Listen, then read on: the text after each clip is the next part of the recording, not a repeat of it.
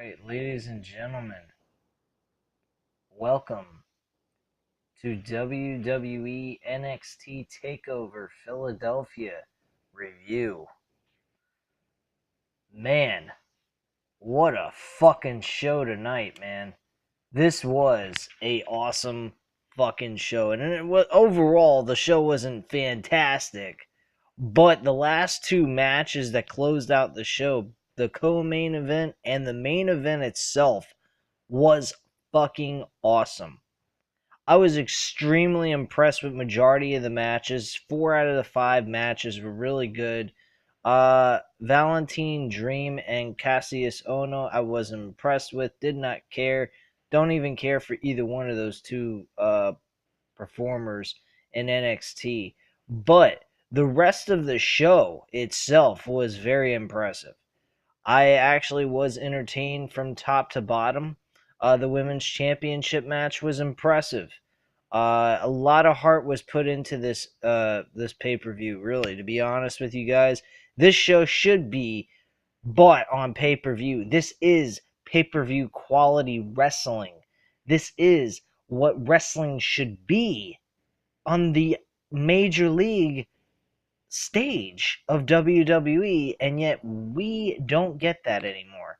We used to get wrestling like what we saw tonight, but we don't get that from WWE anymore, and I don't know why. What is so difficult to put on a magnificent performance the way these men and women did tonight? I don't understand it. I can't figure it out, and nor do I even give a shit at this point, because quite frankly, this show was fucking awesome. Hands down. There wasn't one match lower than a 3.5. Well, Valentine Dream and Cassie Sono, I didn't care for, so I don't even count it. But the rest of the show, not one match was lower than a 3.5. That is impressive in itself. I I don't know why Triple H ain't running WWE at this point, but whatever he's doing on NXT, at some point when he does start running WWE as a whole, he needs to do this shit. We need to see professional wrestling with very good storytelling. That's not that difficult. We don't need bouncing clowns and stupid uh rabbits and all this nonsense we see in WWE, and such lazy, no emotion, no heart, no drive within the creative team. I see nothing in WWE's main major league stage that we see in NXT. NXT is what WWE used to be. When I watched Johnny Gargano, I thought of Chris Benoit. I thought of Bret the Hitman Hart. I thought of Daniel Bryan.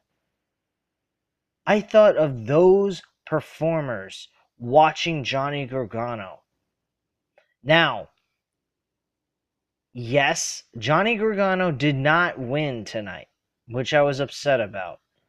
But his opponent, who was the champion, Andre Almas, I'll give the motherfucker some credit tonight. He may have been cheating throughout this match here and there, but he was resilient. He wouldn't stop.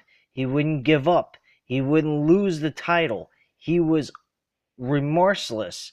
He didn't give a shit what he had to do beat Johnny Gargano, and he did it.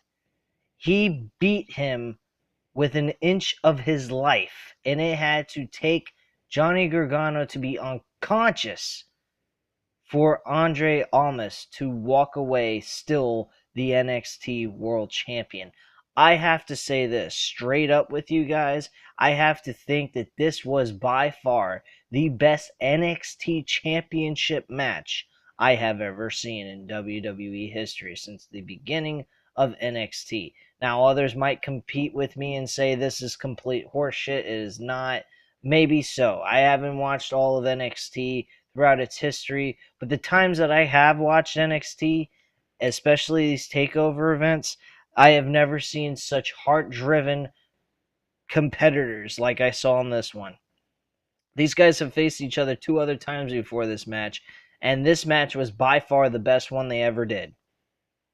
I couldn't believe how hard and stiff they were fighting each other. They made it look like they actually were making you believe they were out to kill each other for that title. That's how much they were showing they wanted to be the world champion. Now, regardless of all that, we know, yes, it is fixed. It is set to whoever wins is supposed to win the match, predetermined. But at the end of the day, they made you feel like either one of these guys could have walked away as the world champion. And tonight, I was on my feet cheering for Johnny Gargano to win as if I was watching a legit fight. That, my friends, is how you produce a main event world championship fight. That is how you get the audience to actually care about your product. This is a prime example of what you can get, where you'll get people interested in watching your product, your show, and get them to want to pay attention, to express their interest, their time. This was a outstanding, well put together, set up match. This match went over 30 fucking minutes. 32 minutes and 48 seconds officially, to be exact, which I got off of Wikipedia. Unbelievable. I was super impressed by this match. It was insane. And I'm not going to go on and on and on talking about Andre Emis and Johnny Gargano for the World Championship. There was one thing I couldn't stand, and that was that broad that was on the side. I'm sorry I use the term broad. I don't mean that. The woman that was on the outside of the ring, Zelina Vega, she was constantly interfering in this match, which made it really suck and kind of hurt Almas in a way where he could have been, looking very strong. But at the end of the day, he is playing a heel, so I understand why they were doing what they did. He was having an extremely hard time putting away Johnny Gargano, and unbelievable. The match ends with Andre Almas retaining his championship from a propped up DDT off the top rope. And that's just pretty much how it all ends. But Johnny Gargano put on a hell of a fight. He put his submission hold in 3 different times. He went ahead and hit a tornado DDT off the top rope. He did everything possible, and Almas kicked out of it. Unbelievable.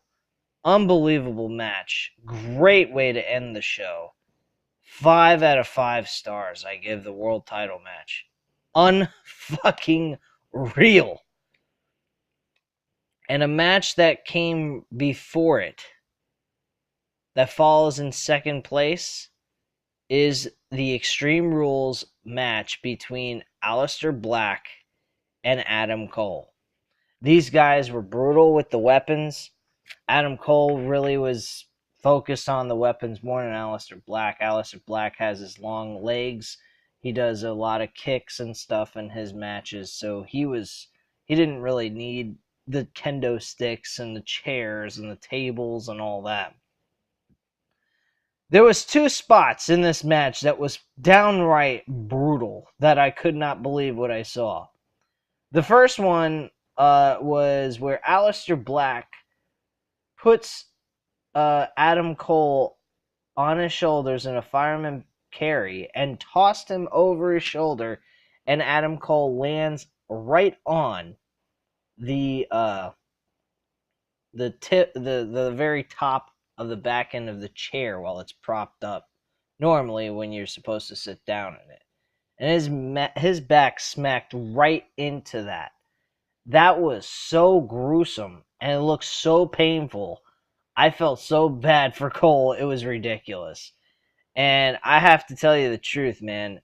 Adam Cole, he put on a hell of a fucking match with Black. I was very impressed by both of these guys. I give this match a 4 out of 5 stars. It was a little bit slow, but not truly that bad. Uh, Another spot that I didn't mention is Adam Cole. Well, not Adam Cole, but um, Black went on the top rope, the top turnbuckle, and he was going to do a move off that turnbuckle while Cole's head was on the steel chair, normally sitting up the way it normally is supposed to. So he goes ahead and he climbs on the top rope, and Adam Cole counters. He throws the chair at Black. Black catches it and holds it there for a few seconds, and then Cole super kicks him in the head. There's two tables set right on the outside of the ring. He falls through both of them and totally destroys it. Reminded me of ECW. My friend Matthew was talking to me about how he would like to go watch Rob Van Dam and John Cena from ECW One Night Stand or the Extreme Rules Elimination Chamber match, which I don't know why he would want to check that out. I mean, Rob Van Dam, John Cena was good, but that, I don't know. But if you want to check out old school ECW, you want to check out hardcore shit, you want to check out outstanding wrestling from ECW days for Philadelphia, Pennsylvania, you check out Rob Van Dam and Jerry Lynn. You check out freaking Sandman and Raven. You check out all those kinds of matches. Those were hardcore. The that Extreme Rules Elimination Chamber was a fucking travesty, if you ask me. But whatever on that part. But this match was a 4 out of 5 stars. Outstanding performance by both men.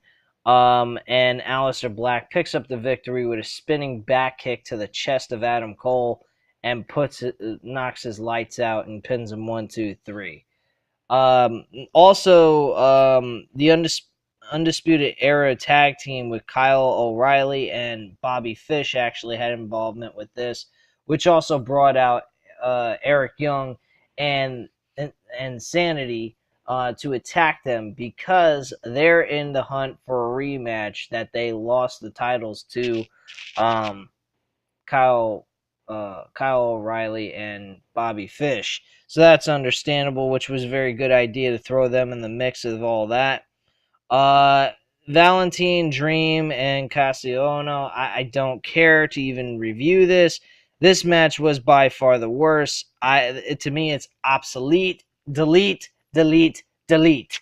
Please, delete this from the fucking match card. It should have been on an NXT show, not on the fucking NXT Takeover.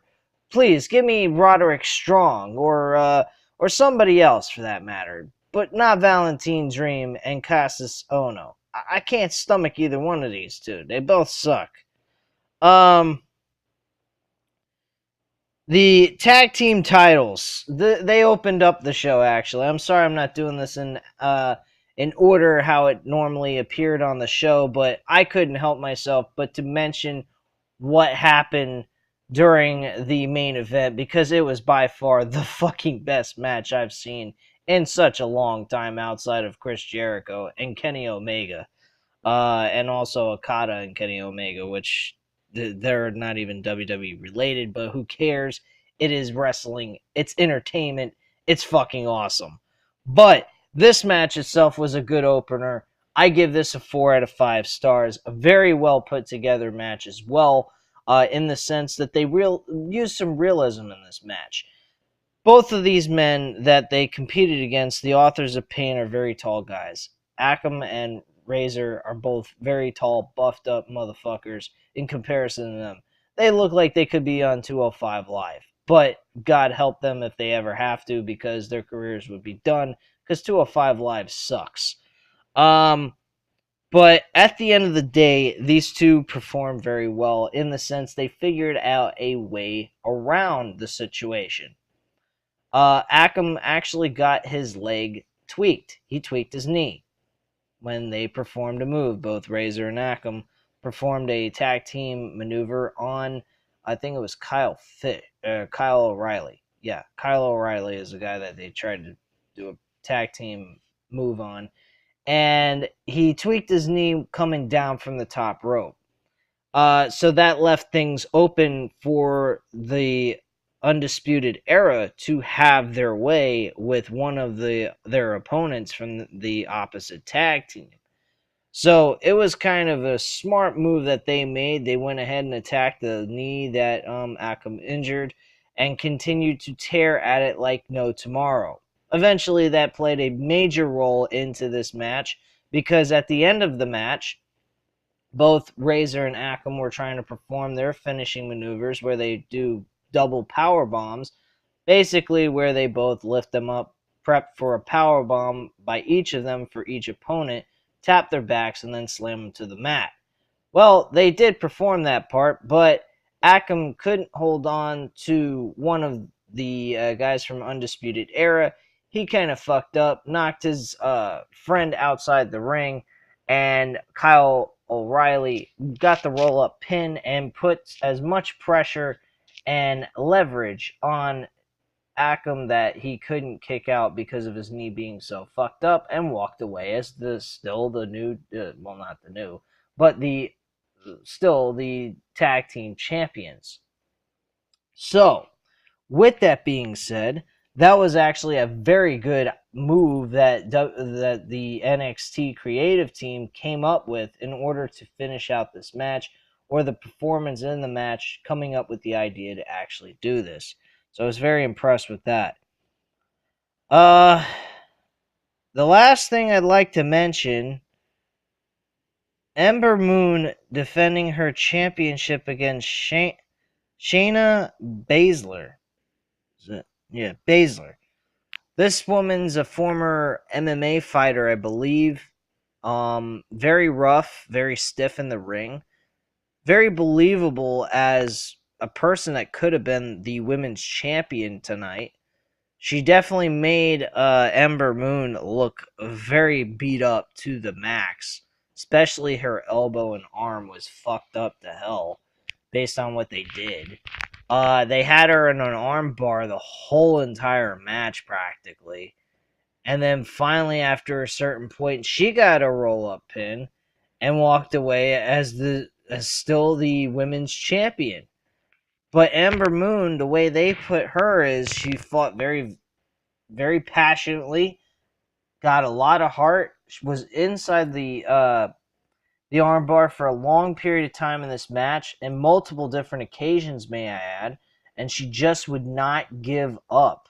She wouldn't surrender her title to a newbie who just showed up on NXT. I I think that both women look great in this match. Um, I think the women's championship match and the NXT World Title match look very similar in a lot of ways. The only difference is Shayna Baszler didn't cheat at all in this match. She didn't have outside interference. She didn't have nothing. She basically competed against Ember Moon straight up from beginning to end. There was no cheating involved. There was no outside interference. It was a very well put together match as well. Everything on this card, outside of the Valentine Dream and the Casasono match, I really didn't care for, was great. Now, are we going to see that at the Royal Rumble? Probably not. Which, by the way, I'm going to go ahead and give you guys a preview of my own predictions of what might happen at the Royal Rumble after I upload this video. So, at this time, guys, leave your comments and opinions down below. Hit the subscribe button if you're not already subscribed to the channel.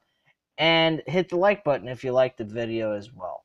Thank you very much, guys, for watching, and I hope you guys have a great night, and hope you enjoyed NXT TakeOver Philadelphia. Bye.